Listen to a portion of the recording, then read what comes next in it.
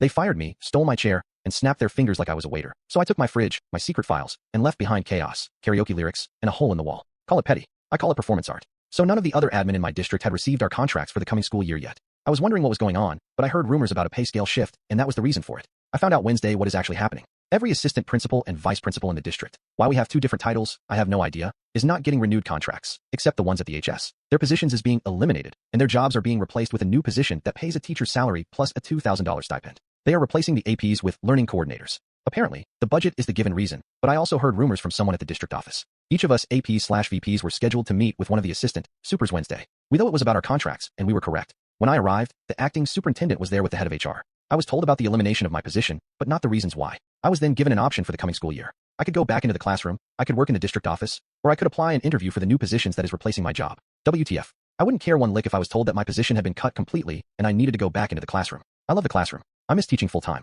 However, to tell me to apply and interview for a job I already have is bullshit. We were told to give the district our answers by Friday, and they would draw up contracts or schedule interviews. Wednesday afternoon, I went to see Tony, who is an assistant, superintendent, and one of the few decent leaders in the school district. I heard from Tony that there was an internal shake-up, but he wasn't allowed to talk about it, or even give me a hint about what happened. However, one of the assistant supers was being reassigned, aka demoted, to being the principal of my current school. My principal was not coming back due to health reasons. The superintendent was released from his contract, and my school's new learning coordinator position had already been filled. Who filled it? A school counselor from one of the high schools who just happens to be a friend and lackey of the assistant, sup. That is now the new principal. So, early this morning I gave them my answer. I decided that I didn't need until Friday to decide. I tried to make sure I sounded professional, but I made sure that my message was getting across by speaking with authority. I went into the acting superintendent's office and told him that I thought that laying off a bunch of people so they could hire others to do the same job, but at less pay was bullshit. I told him that the way the school district handled certain situations was idiotic. I then gave several examples. I next told him that he was going to ruin a perfectly good school with an amazing team of educators by putting a lazy, mean, parent-pleasing person in as its new principal and letting her put a lackey in as her second in command. I said that she was as useless as a screen door on a submarine and as mean as Dolores Umbridge.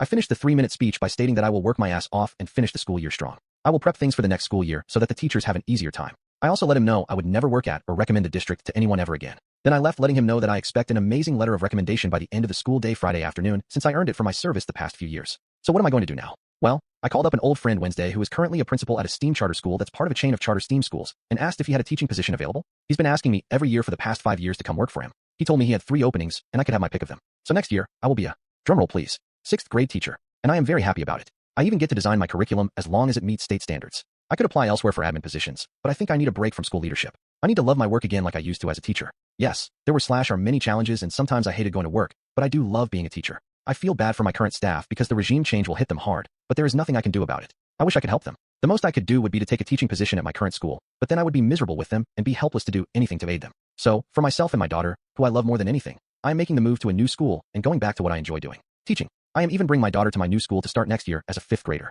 I asked her if she wanted to stay at her current school or go to the STEAM school with me, and she wants to go with me. She was excited since she has visited there several times and loves the technology room, the robotics class, and the science labs. Plus she is friends with some of the kids there already. As a goodbye to myself staff, I'm going out this weekend, and I am going to buy some nice letter paper and scratcher tickets. I am going to write short, individualized goodbye to each of my staff members, and at the end I will include the following words. I'm giving you some scratcher tickets. My hope is that you are as lucky scratching them as I have been lucky to have worked with you. So that's it. I have to finish my contract, but at the end of June, I am free. I'm looking forward to teaching full-time again and having a boss who will let me just do my job and not interfere. I don't think I want to work in administration again, but maybe after a few years I will decide to work as an AP again. Note, sorry for any spelling/grammar/punctuation errors. I am writing this while making my morning rounds. Part 2. So I put together goodbye gifts for all my staff, and I'll be handing them out Friday, their last day with kids.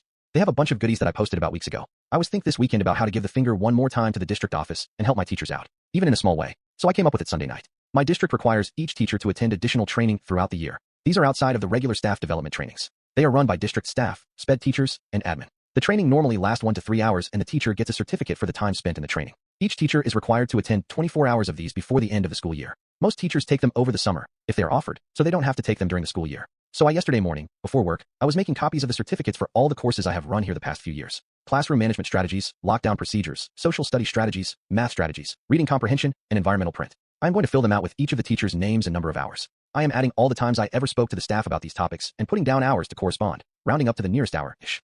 Wouldn't you know, each of those topics was 3 to 5 hours in length. Each staff member will have exactly 24 hours worth of training. I filled out the dates of the training for the 2022/2023 school year. Oh, and I have an attendance sheets with all of their names and have them marked as being present. Asterisk note, I checked with district and since I am still an administrator into the summer, I am allowed to run these training over the summer before I leave. Now, they can have their summer to themselves and not worry about taking classes during the school year. They can if they wish, but 99% of teachers here hate the mandatory training hours. I hope the staff likes the present. Since Friday, I am no longer a school administrator. I technically have another week to work, but I took vacation during that time because, well, screw them. Now, I spent the last week packing up, giving aid and comfort to my, now former, staff, and causing problems for the new administrators who are assholes. Now, besides giving the entire staff a year free from additional PDs, I wasn't planning on causing any more problems. Just quietly leave and drive off into the sunset. Shane style. But no, apparently, I don't deserve a quiet week. The new principal, demoted from assistant, super, and her new teacher on assignment, TOA, decided, for some reason, to be rude to me. There was only one response to that. I aim to misbehave. How were they rude to me, you ask? First off, they ordered me to hurry and clean out my office. Apparently, the TOA wanted to start redecorating my office. I was literally told, get all your personal stuff out of here ASAP. She wants her office now. I still had a week to work there and actual work to do. Second, the new principal tried to steal my personal chair and my personal office supplies and decorations. That chair was a gift to me from a friend. I found her just wheeling it out of my office and into hers. My desk supplies and a banner from my wall were stacked on its seat. I told her that it was my personal chair, not the district's. She said, okay. The very next morning, I found it missing. She had moved it into her office after I left for the day. Third, I was given a list of tasks to complete by Friday by the TOA, who is in no way, shape, or form my boss. These were not my job to do and are in fact the incoming admin's duty to complete. Stuff the new admin are supposed to do. Things like, put together a new staff packets, schedule next year's PDs, fill out and submit request forms, ECT.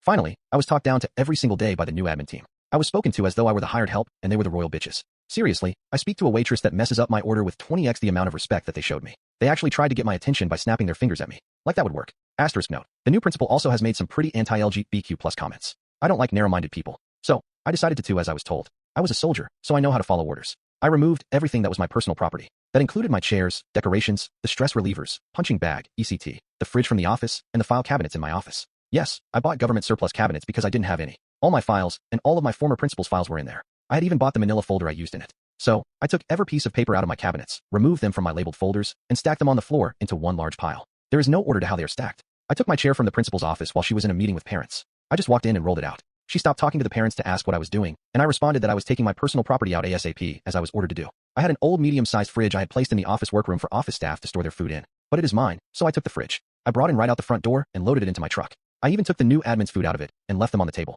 It's my fridge. I warned the rest of the office staff I was taking it, but forgot to tell admin darn. I copied all my digital files over to a flash drive and then deleted everything off my work Google Drive. Anything I personally created or designed. Copied all my emails too. I informed the staff that if they need time off next year and need it approved, to submit the forms to me this week. I got several, and they are all now approved. I got this idea from someone who messaged me here on Reddit and suggested I do this. Thanks for the advice. I approved every supply list item the staff submitted, and even drove to the district warehouse to pick up some items personally. I even approved funds for a secondhand kiln for the art teacher. She found a good one on Craigslist.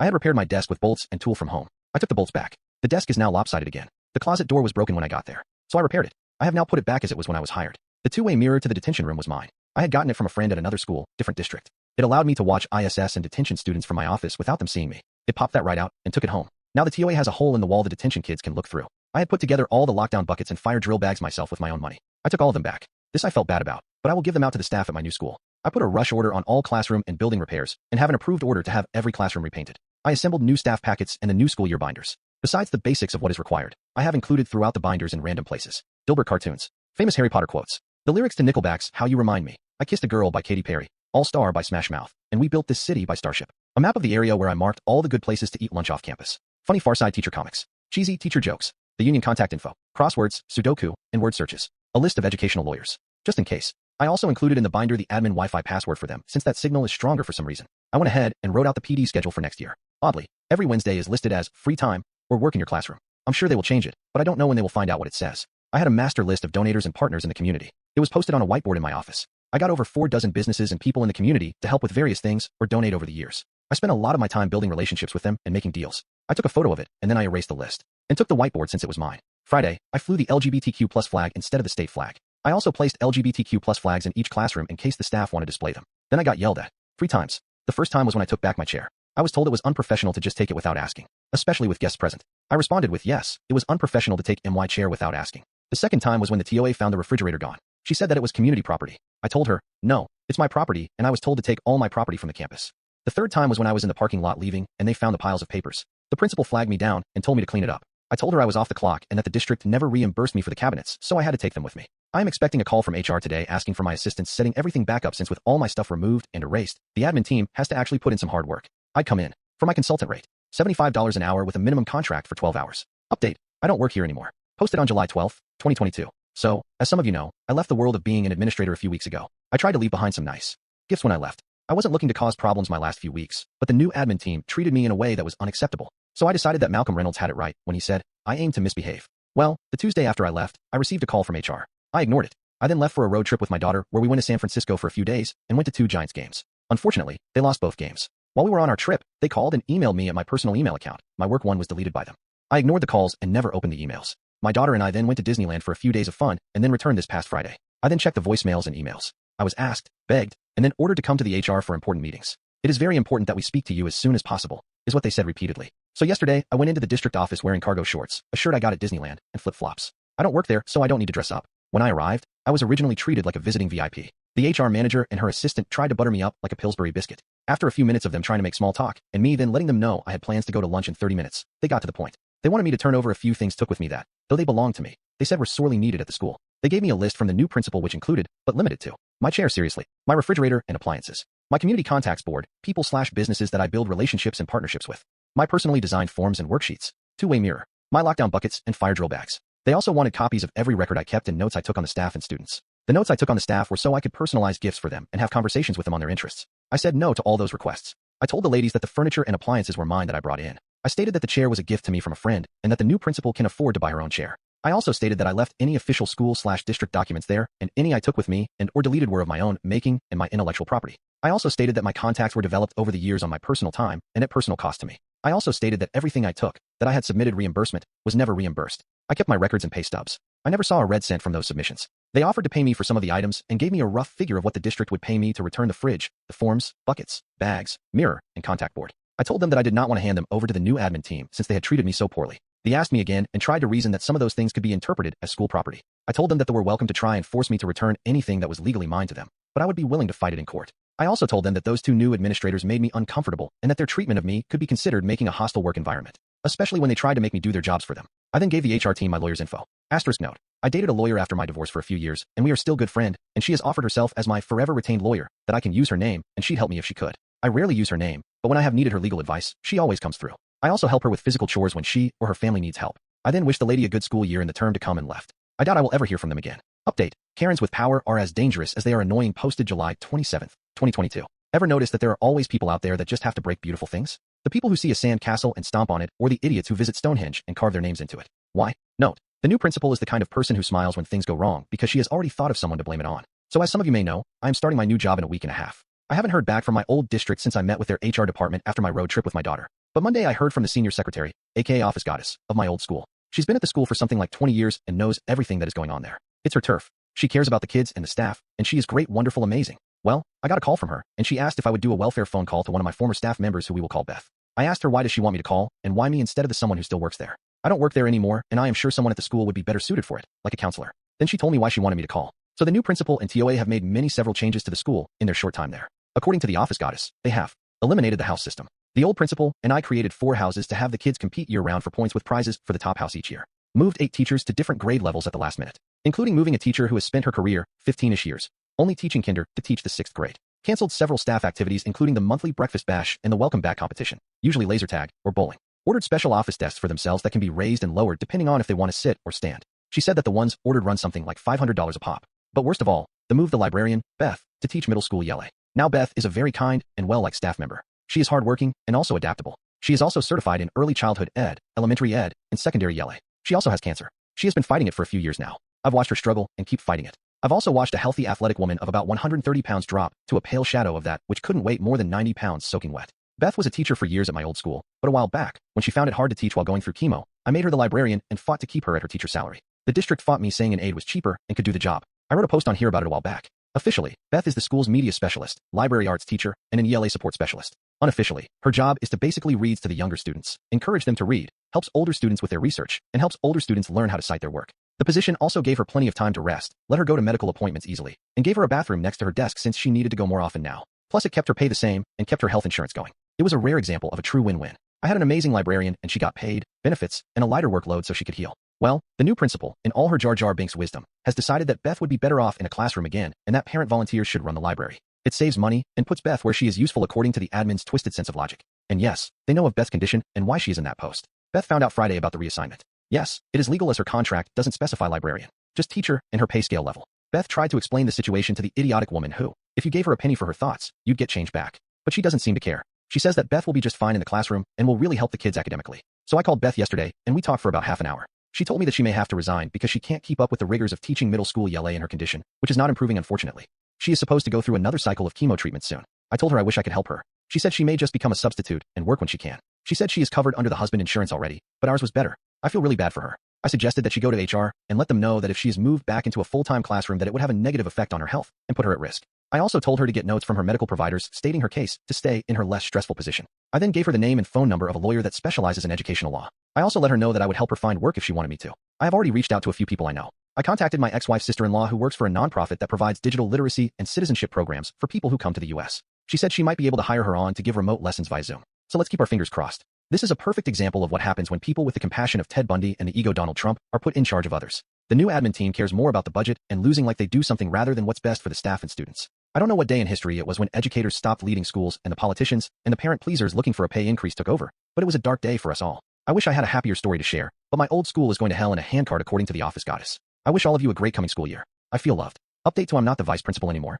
Okay, no problem. Posted September 13th, 2022. So here is an update to what has happened at my old school. I will say that their action make me proud, fill me with energy, and make me feel a little loved. Now, I haven't heard from anyone in the school for the past few weeks. I have been really busy with my new teaching gig. I love my class by the way. Well, it turns out that my misbehaving spread like a wildfire amongst the staff. My friend Tony let me know while we were watching a baseball game this weekend. Here is a summary of what has happened. I also heard from 2 of my old teachers. Here are the highlights. The new principal enacted new policies. Here are 3 that pissed off the staff. Every teacher has duties every day, at least once a day. I never made my teacher work duty. Every teacher is required to have Zoom meeting with all their parents at least once a quarter. Every teacher must do 2 of the following: sponsor a club, be on a committee, or coach a team. Lesson plan for the next week. Reviews with the TOA every Friday during prep periods. No office referrals for anything considered to be a minor infraction, no matter how many times it happens. Teachers must sign in every morning in the office and out at the end of the day and record the times. No leaving campus without approval. Teacher will need to cover for other teachers that are out. 2. During the first day back meeting where she shared these changes, she apparently spoke harshly, authoritatively, and wouldn't allow the teachers to speak their mind. On my way or the highway atmosphere. 3. In response to the above and more, together over a dozen teachers took their welcome back baskets, a school mug, cheap candy, Post-its, and pens, and slammed them on the principal's desk and voiced their displeasure. She threatened to write them up. They threatened to quit. This was their first day back from summer break. 4. The new principal got tired of them mentioning that I never made them do these things, so she lost it, and disgruntled veteran isn't here anymore. You are not to mention him anymore. I'm in charge here, and he can take his retarded ideas and shovel them up his ass. Apparently, she immediately regretted saying that and tried to backpedal. 5. Half the teacher who heard the above went to HR and filed complaints about being yelled at, the uses of the word retarded, and even claimed they felt sexually harassed by her statement about shoving thing in my ass. I don't know how serious HR took them. 6. Multiple staff members threatened to not renew their contracts at the end of the year. They said they can get teacher jobs anywhere due to the shortage. 1 even threatened to give her 30 days notice right there. 6. Multiple staff members complained to the union, who contacted the district and stated that the policy changes that were not in place last year and not in their contracts. 7. 2 staff members complained to the union and HR about the principal removing the LGBTQ+ flags from their classrooms. They aren't in FL. 8. The superintendent had a meeting with the principal. Tony couldn't get into all the details, but basically she was told that if she doesn't drop the bullshit, stop pissing the staff off, and gets any more serious complaints that she will be removed from her post. My old staff member said that for the past 2 weeks, she hasn't left her office. She never see her, and only the TOA is sending emails. I guess only the TOA is running Wednesday meetings, and she is clueless on what to do and wastes a lot of time. So the staff stood up for themselves, and me to a point, and they came out on top. I am very proud of them.